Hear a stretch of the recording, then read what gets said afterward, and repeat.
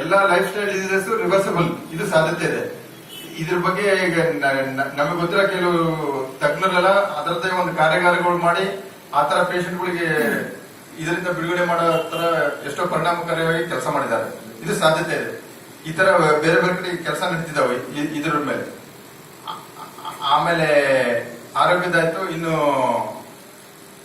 ಈಗ ಒಬ್ಬ ಮನುಷ್ಯ ಜೀವನದಲ್ಲೇ ದೊಡ್ಡ ಕೆಲಸ ಏನಪ್ಪಾ ಅಂದ್ರೆ ಮನಿ ಕಟ್ಕೊಳ್ಳೋದು. ಅಥವಾ ಈವನ್ ನಮ್ಮ ಎಲ್ಲಾ ಸಾಫ್ಟ್ವೇರ್ ಇಂಜಿನಿಯರ್ಗಳು ನೌಕರಿ ಮಾಡೋರು ಎಲ್ಲ ಬೆಂಗಳೂರಿಗೆ ಹೋಗಿ ಏನು ರಿಟೈರ್ಡ್ ಆದ್ಮೇಲೆ ಇದಕ್ಕೆ ತಿರುಗಿ ನೋಡಿದ್ರೆ ಏನು ನಮ್ ದಾವಣಗೆರೆ ಭಾಷೆ ಹೇಳ್ಬೇಕಂದ್ರೆ ಏನು ಗುಡ್ಡ ಏನ್ ಕಡ್ದು ಹಾಕಿರಲ್ಲ.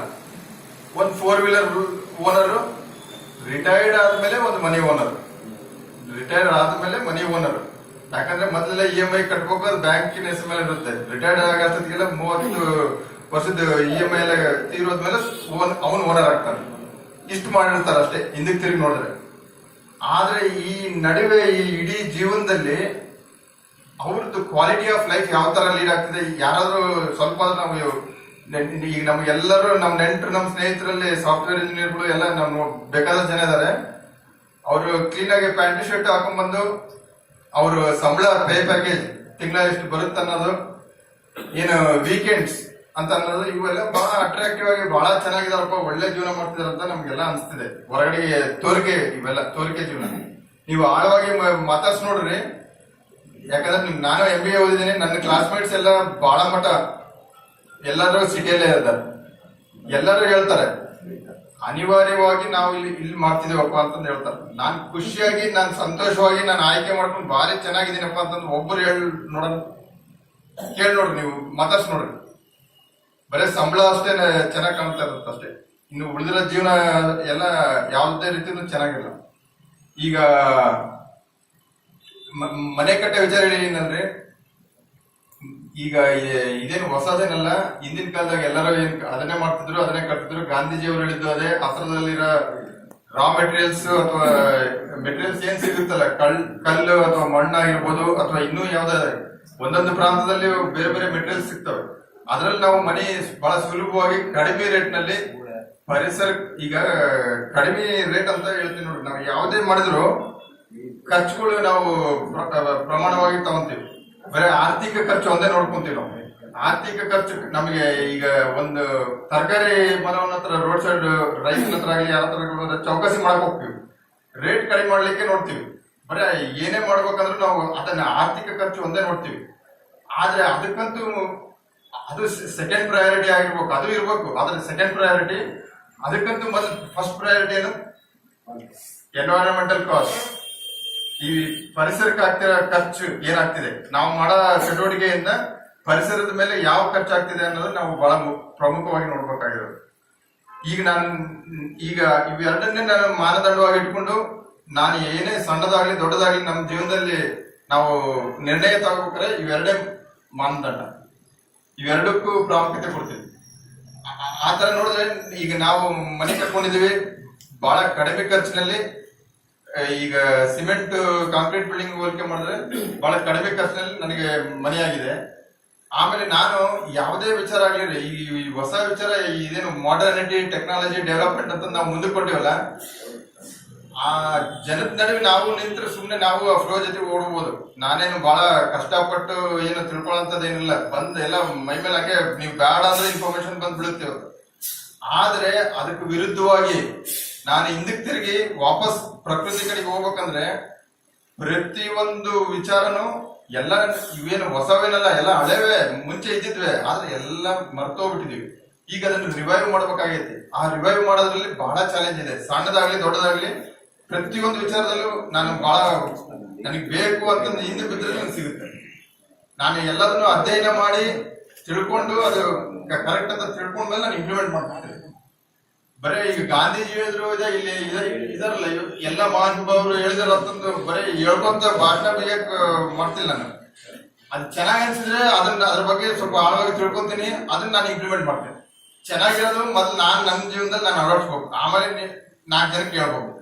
ಬರೀ 4 ಜನಕ್ಕೆ ಹೇಳೋದ್ರಿಂದ ಚೆನ್ನಾಗಿ ಅನ್ನೋದು ನಾನು ಒಪ್ಪೋದಿಲ್ಲ. ನಾನು ಆ ತರ ಮಾಡ್ತಿದ್ದೆ. ಈಗ 4 ಆದ್ರೆ ಇನ್ನು 5ನೇ ಬಂದಾಗ ಎಜುಕೇಶನ್ ಹೋಮ್ ಸ್ಕೂಲಿಂಗ್ ಅಂತಂದು ಹೇಳಿದಿನಲ್ಲ ಪದ್ಧತಿ. ಇದರಲ್ಲಿ ಏನಂದ್ರೆ ನಮ್ಮ ಮಕ್ಕಳು ಒಂದು ಅವ್ರಿಗೆ ಇಂಟ್ರೆಸ್ಟ್ ಬೇಸ್ಡ್, ಅವ್ರಿಗೆ ಏನ್ ಆಸಕ್ತಿ ಇದೆ ಅದು ಆಧಾರ. ಎರಡನೇದು ನೀಡ್ ಬೇಸ್ಡ್, ಜೀವನದಲ್ಲಿ ಏನ್ ಅವಶ್ಯಕತೆ ಅನ್ಸುತ್ತೆ ಅದು. ಇವೆರಡು ಆಧಾರದ ಮೇಲೆ ಅವರು ಕಲಿಕೆ ನಡೀತಾ ಇದೆ. ಕಲಿಯೋದಂದ್ರೆ ಬರೀ ಶಾಲೆಗೆ ಹೋಗಿ ಕಲಿತಾರ ಅನ್ನೋದು ಅದು ತಪ್ಪು ಕಲ್ಪನೆ. ಯಾವ ಪ್ರಾಣಿ ಪಕ್ಷಿಗಳು ಯಾವ ಶಾಲೆಗೆ ಹೋಗ್ತಿಲ್ಲ ಹಂಗಂತ ಕಲಿತಿಲ್ಲ ಅಂತಂದು ಅದ್ರ ಅರ್ಥ ಅಲ್ಲ. ಲರ್ನಿಂಗ್ ಅನ್ನೋದು ನ್ಯಾಚುರಲ್ ಇನ್ಸ್ಟಿಂಕ್ಟ್. ಎಲ್ಲ ಪ್ರಾಣಿ ಪಕ್ಷಿಗಳು, ನಾವು ಮನುಷ್ಯರಿಗೂ ಒಂದು ಪ್ರಾಣಿನೇ, ನಮಗೂ ಅದು ನ್ಯಾಚುರಲ್ ಇನ್ಸ್ಟಿಂಕ್ಟ್ ಇದೆ. ಆದ್ರೆ ನಾವು ಅವೆಲ್ಲ ಕಳ್ಕೊಂತ ನಾವು ಶಾಲೆಗೆ ಹೋದ್ರೆ ಕಲಿಕೆ ಅನ್ನೋ ಮಟ್ಟಕ್ಕೆ ನಾವು ಬಂದಿದ್ದೀವಿ. ಅದೆಲ್ಲ ತಪ್ಪು. ಹೋಮ್ ಸ್ಕೂಲಿಂಗ್ ಅನ್ನೋದು ನಾನು ಒಬ್ಬನೇ ಇಲ್ಲೇನು ಹೊಸದಾಗಿ ಮಾಡ್ತಿಲ್ಲ, ಇಲ್ಲಿ ವಿಚಾರ ಎಲ್ಲರಿಗೂ ತಿಳಿದೇ ಇರ್ಬೋದಷ್ಟೇ. ಈ ತರ ಒಂದು 100ಗಂತೂ ಹೆಚ್ಚಿನ ಫ್ಯಾಮಿಲಿಗಳು ಬೆಂಗಳೂರಲ್ಲಿದ್ದಾರೆ, ಮೈಸೂರಲ್ಲಿದ್ದಾರೆ, ಸಿರ್ಸಿಯಲ್ಲಿದ್ದಾರೆ, ಧಾರವಾಡದಲ್ಲಿದ್ದಾರೆ. ನಮ್ಮ ಕರ್ನಾಟಕದಲ್ಲಿ ಗೊತ್ತಿರೋದು ನನಗೆ ಇದೆಲ್ಲ ಭಾಗದಲ್ಲಿದ್ದಾರೆ. ಇದು ಬಿಟ್ಟು ನಮ್ಮ ಇಡೀ ದೇಶದಲ್ಲಿ ನೋಡಿದ್ರೆ ಬೇರೆ ಬೇರೆ ಸಿಟಿಯಲ್ಲಿ ಬಹಳ ಜನ ಇದ್ದಾರೆ. ವರ್ಷಕ್ಕೊಂದ್ಸಲ ನಾವು ಒಂದು ಕಾನ್ಫರೆನ್ಸ್ ಸೇರ್ಕೊಂತೀವಿ, ನಾವೆಲ್ಲರೂ ಒಟ್ಟುಗೂಡ್ತಿರ್ತೀವಿ. ಪ್ರತಿ ವರ್ಷನೂ ಇದು ಕಾನ್ಫರೆನ್ಸ್ ಆಗುತ್ತೆ. ಹಿಂಗ ಒಳ್ಳೇದು ಕೆಟ್ಟದು ಅನುಭವ ಎಲ್ಲ ಹಂಚ್ಕೊಳ್ಳಿಕ್ಕೂ, ನಾವು ಮುಂದುವರಿಲಿಕ್ಕೂ ನಮ್ಗೆ ಏನೇನ್ ಬೇಕೋ ಅದನ್ನೆಲ್ಲ ಅಲ್ಲಿ ಆಗ್ತಾ ಇರುತ್ತೆ. ಇಷ್ಟು ಹೇಳ್ತಾ ನನ್ನ ಅನುಭವ ನಾನು ಹಂಚ್ಕೊಂಡಿನಿ. ನಮ್ ಬಸವಲಿಂಗಪ್ಪರು ಆಗ್ಲೆಲ್ಲ ನನಗೆ ಕೇಳ್ತಿರ್ತಾರೆ. ನಿನ್ನೆ ಒಂದು ಚರ್ಚೆ ಬಂತು. ಈಗ ನಾನ್ ಹಿಂಗಿರೋನ್ ಹಿಂಗ ಗಾಂಧೀಜಿ ತರ ಒಂದೇ ಸಲ ಆಗಕ್ಕಾಗಲ್ಲ ಅಂತಂದು ಎಲ್ಲರಿಗೂ ಮೊದಲು ಬರೋದೇ ಅದು. ಆದ್ರೆ ಏನು ಮಾಡ್ಲಿಕ್ಕೆ ಸಾಧ್ಯತೆ ಇದೆ ಅನ್ನೋದು ನಾನು ಅದನ್ನೊಂದು ಸ್ವಲ್ಪ ಸಣ್ಣ ಸಣ್ಣ ಉದಾಹರಣೆಗಳು ಹೇಳ್ತೇನೆ. ಒಂದು ಪೇಸ್ಟ್ ಬ್ರಷ್ ಉಪಯೋಗಿಸಿದಂಗೆ ಇರ್ಲಿಕ್ಕೆ ಎಲ್ಲರಿಗೂ ಸಾಧ್ಯತೆ ಇದೆ. ಒಪ್ತೀರಾ? ಯಾರು ಒಪ್ಪದೇ ಇರೋರು ಇದ್ದೀರಾ? ಸಾಧ್ಯತೆ ಇದೆನಾ? ಆಲ್ಟರ್ನೇಟಿವ್ ಮುಂಚೆ ಏನು ಉಪಯೋಗಿಸಿದ್ರು? ಇದ್ಲು, ಉಪ್ಪು, ಬೇವು ಗೊತ್ತಾ? ಹೌದ್ರಾ? ಇವತ್ತು ಕಂಪ್ನಿ ಅಡ್ವರ್ಟೈಸ್ಮೆಂಟ್ ನಿಮ್ ಪೇಸ್ಟ್ ಉಪ್ಪು ಐತೆ ಅಂತ ಕೇಳ್ತಾರೆ. ಮುಂಚೆ ನಾವೆಲ್ಲ ಉಪ್ಪು ಉಪಯೋಗಿಸಿರೋರ್ನೆ ನಮ್ಮನ್ನ ಆದಿ ತಪ್ಪಿಸಿ ಅವ್ರ ಹತ್ರ ಕೊಂಡ್ಕೊಂಡು ಉಪಯೋಗಿಸಂಗ್ ಮಾಡಿದ್ದಾರೆ. ಈಗೇನು ಉಪ್ಪು ಐತೆ ಅಂತ ಕೇಳ್ತಾರೆ. ಈಗ ಇವೆಲ್ಲ materials charcoal, activated charcoal, Colgate ಕಂಪ್ನಿದು ಬ್ರಷ್ ಇದೆ, ಪೇಸ್ಟ್ ಇದೆ, ನೀಮ್ ಬೇಸ್ಡ್ ಸುಮಾರು ಪೇಸ್ಟ್ಗಳಿದಾವೆ. ಇವೆಲ್ಲ ನಮ್ ಸುತ್ತಮುತ್ತಲು ಸಿಗೋದು ಉಕ್ಷಟ್ಟಿ ಫ್ರೀಯಾಗಿ ಸಿಗೋಂತ, ಕಡಿಮೆ ರೇಟು ಫ್ರೀಯಾಗಿ ಸಿಗೋಂತ ಸುಲಭವಾಗಿ ನಾವು ಕಂಪ್ನಿ ಹತ್ರ ತಗೊಳ್ಳೋಂಗ ಆಗಿದೆ. ಒಂದ್ ಹೇಳ್ತೀನಿ ನೋಡ್ರಿ, ಅವು ಅಡ್ವರ್ಟೈಸ್ಮೆಂಟ್ ಇದು ಇಡೀ ನಮ್ಮ ಒಂದು ಕಾಮನ್ ಮ್ಯಾನ್ ಜೀವನ ಕಂಪ್ನಿ ಸೂತ್ರಧಾರಿಗಳು ನಾವು ಕೈಗೊಂಬೆಗಳು ಹಂಗ ನಡೀತಾ ಇದೆ ನಮ್ಮ ಜೀವನ. ನಮಗ್ ಗೊತ್ತು, ಅರಿವು ಇಲ್ಲ, ಅದ್ರದ್ದು ಅವೇರ್ನೆಸ್ ಇಲ್ಲ.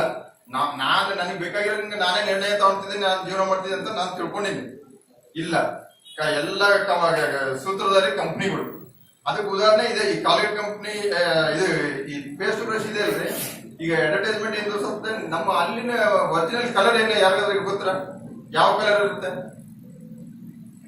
ಒಬ್ಬರಾದ್ರೂ ಹೇಳ್ಬೇಕು. ನಮ್ಮ ಅಲ್ಲಿನ ಕಲರ್ ಏನು?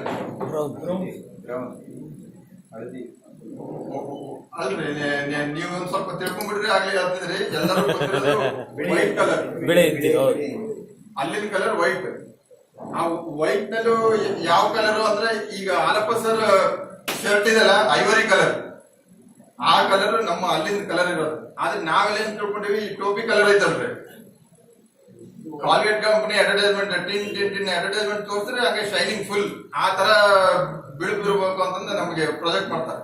ಅದು ಆಡ್ ನೋಡಿ ನೋಡಿ ನಾವು ಕನ್ನಡಿ ಮುಂದೆ ನಾವು ಬ್ರಷ್ ಮಾಡಬೇಕಾರೆ ನಂದು ಅಲ್ಲಿ ಯಾವಾಗ ಕಲರ್ ಆಗಲ್ಲ, ನಾನೇನ್ ಮಾಡಕ್ ಮಾಡ್ತೀನಿ, ಇನ್ನು ಜೋರಾಗಿ ಉಜ್ಜಕ್ ಶುರು ಮಾಡ್ತೀನಿ. ಜೋರಾಗಿ ಉಜ್ಜಕ್ ಶುರು ಮಾಡಿದ್ಮೇಲೆ ಮತ್ತೇನಾಗತ್ ಗೊತ್ತರ, ಆಟೋಮೆಟಿಕ್ ಆಗಿ ನಾವೇನು ಕಾನ್ಶಿಯಸ್ ಡಿಸಿಷನ್ ಅಲ್ಲ ಇದು, ಅಲ್ಲಿ ಆಲ್ರೆಡಿ ನಮ್ಮ ಪ್ರಭಾವ ನಮ್ಮ ಮೈಂಡ್ ಮೇಲೆ ಅಡ್ವರ್ಟೈಸ್ಮೆಂಟ್ ಎಲ್ಲ ಇರುತ್ತಲ್ಲ, ಅದರಿಂದ ನಾವು ಆಟೋಮೆಟಿಕ್ ಆಗಿ ಉಜ್ಜಕ್ ಶುರು ಮಾಡ್ತೀವಿ ಜೋರಾಗಿ. First primary protection layer enamel ಹೋಗ್ಬಿಡುತ್ತೆ. ಎನಾಮೆಲ್ ಹೋದ್ಮೇಲೆ ಏನಾಗುತ್ತೆ, ಸೆನ್ಸಿಟಿವಿಟಿ ಸ್ಟಾರ್ಟ್ ಆಗತ್ತೆ. ಅಲ್ಲಿ ಜುಮ್ ಜುಮ್ ಅನ್ನೋದು ಅಲ್ಲಿ ಸೆನ್ಸಿಟಿವಿಟಿಗೆ ಮತ್ತೆ ಅವ್ರದೇ ಕಂಪ್ನಿದು ದುಬಾರಿ ಪೇಸ್ಟ್ ಬ್ರಷ್ ಇದಾವೆ, ಸೆನ್ಸಿಟಿವಿಟಿ ಪೇಸ್ಟ್ ಬ್ರಷ್ ಅಲ್ಲ. ಒಂದ್ ನಿಮಿಷ, ಇದು ಪ್ರೈಮರಿ. ಇದು ಅವ್ರು ಇನ್ನು ಅವ್ರಿಗೆ ಒಳ್ಳೆ ಗಿರಾಕಿ ಆಗ್ತೀನಿ. ಇಷ್ಟಲ್ಲದೆ ನೀವು ಪರ್ಮನೆಂಟ್ ಆಗಿ ಲೈಫ್ ಲಾಂಗ್ ಒಂದು ಡೆಂಟಿಸ್ಟ್ ಗೆ ಪೇಷಂಟ್ ಆಗಿ ಬುಕ್ ಆಗ್ಬಿಡ್ತೀರ. ಒಂದ್ಸಲ ಎನಾಮೆಲ್ ಹೋತಂದ್ರೆ ಅಲ್ಲಿಂದ ನಿಮ್ ಇನ್ನು ಕಂಟಿನ್ಯೂಸ್ ಈ ತರ ಆಗುತ್ತೆ. ಇದು ಒಂದು ಸಣ್ಣ ಉದಾಹರಣೆ ನಿಮ್ಗೆ ಹೇಳಿದ್ದು. ಈ ತರ ಪ್ರತಿಯೊಂದು ಪ್ರಾಡಕ್ಟ್, ಪ್ರತಿಯೊಂದು ಕಂಪನಿಗೂ ಏನು ವಸ್ತುಗಳನ್ನ ಉಪಯೋಗಿಸಿದ್ವಿ ಎಲ್ಲದರಲ್ಲೂ ಇದಿದೆ.